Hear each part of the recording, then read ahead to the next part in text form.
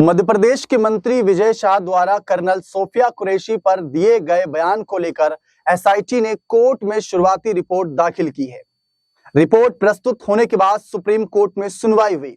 सुनवाई के दौरान सॉलिसिटर जनरल तुषार मेहता ने कहा कि एसआईटी गठित कर दी गई है और जांच शुरू हुई है। इस पर जस्टिस जयकांत ने कहा कि पुलिस के डीआईजी ने एक स्थिति रिपोर्ट दाखिल की है जिसमें बताया गया है कि 3 अधिकारियों वाली एसआईटी गठित की गई है। जी हां, आगे की जानकारी दे तो सुनवाई के बाद कोर्ट ने कहा कि मंत्री की अंतरिम गिरफ्तारी पर रोक जारी रहेगी, यानी विजय शाह को बहुत बड़ी राहत मिली। कोर्ट ने भोपाल के डीआईजी द्वारा दायर एक स्टेटस रिपोर्ट पर ध्यान दिया जिसमें कहा गया था कि एसआईटी ने 21 मई को घटना स्थल का दौरा किया और जांच की, जिसके बाद कुछ और सामग्री एकत्र की गई। आपको बता दें कि इसमें खबर सामने आई कि मोबाइल फोन आदि जब्त किए गए और गवाहों के बयान दर्ज किए गए।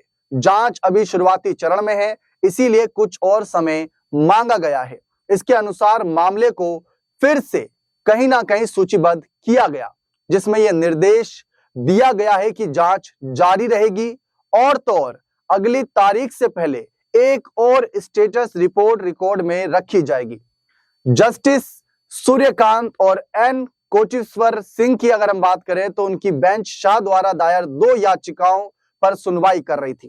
पहली यह थी कि मध्य प्रदेश हाईकोर्ट के उस स्वतः संज्ञान आदेश को चुनौती देना जिसमें कर्नल सोफिया कुरैशी को कहीं ना कहीं जो विवादित बयान उनके प्रति दिया गया था, वो जो मैं बयान का जिक्र नहीं करना चाहता, कहने पर उनके खिलाफ एफआईआर दर्ज करने का आदेश दिया गया था।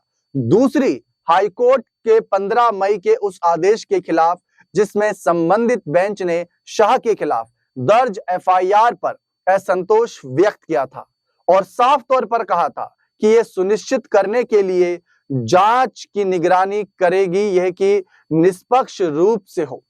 पहले कोर्ट ने मध्य प्रदेश राज्य से बाहर के 3 वरिष्ठ आईपीएस अधिकारियों की एक एसआईटी का गठन किया था ताकि शाह के खिलाफ एफआईआर की जांच की जा सके।